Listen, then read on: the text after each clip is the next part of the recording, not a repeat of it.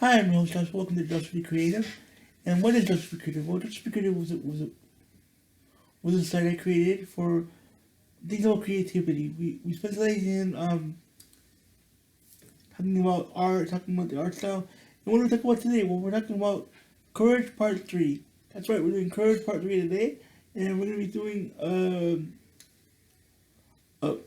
well, not a brief, we're going to be doing, a, I'm going to do doing a detailed, well, I'm going to try to do a detailed description of what people who were creators actually did.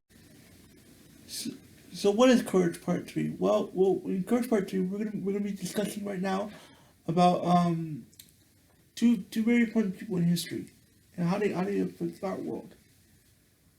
Well, first is we're gonna be discussing about Harriet Tubman.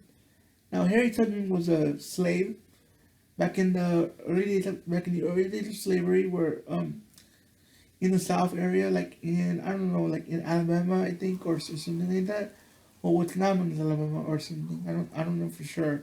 So you're gonna look it up. So back in the South areas of Florida, especially down here in Florida, slavery was considered legal. You know, if you were a slave, you didn't have no rights, no freedom. You know, you were basically considered like a chair, like you're just a piece of property, like you're just like a chair. You know.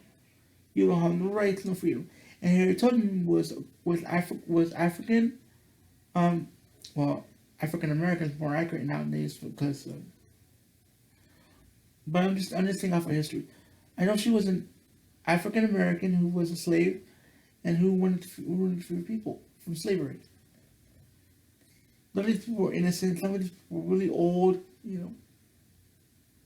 Just innocent working people. You know, and Harriet Tubman wanted to free people. So what she did, she made a plan. She made a plan. She made a detailed plan on what to do, how to do it, and they use symbols. And these symbols are like art drawings. Like the Big Dipper symbol you see in the sky sometimes. When you connect the dots and make the Big Dipper, she, they use that symbol to tell them where to go, how to get to safety. And these other symbols too. They would use lanterns. They got the way to the Underground Railroad. Now, what was the Underground Railroad? Well, the Underground Railroad was a system that was developed by by by um by a separate Christian group who believed in freedom and who believed that all people should be treated equally.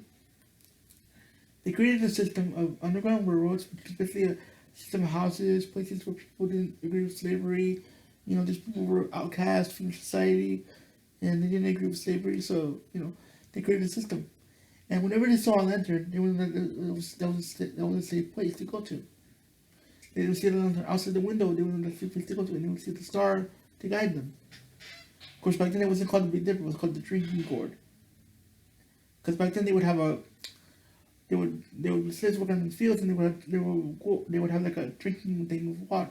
Like a ladle with water thing. It's like basically like a ladle. You know what a soup ladle is, right? Okay. So yeah, there. So anyway, she freed people from the slaves. She lived a good life. She lived a very good life, and she was very famous in history. Now another famous person was, I'm trying to think off the top of my head here. That would have to be Dr. Martin Luther King.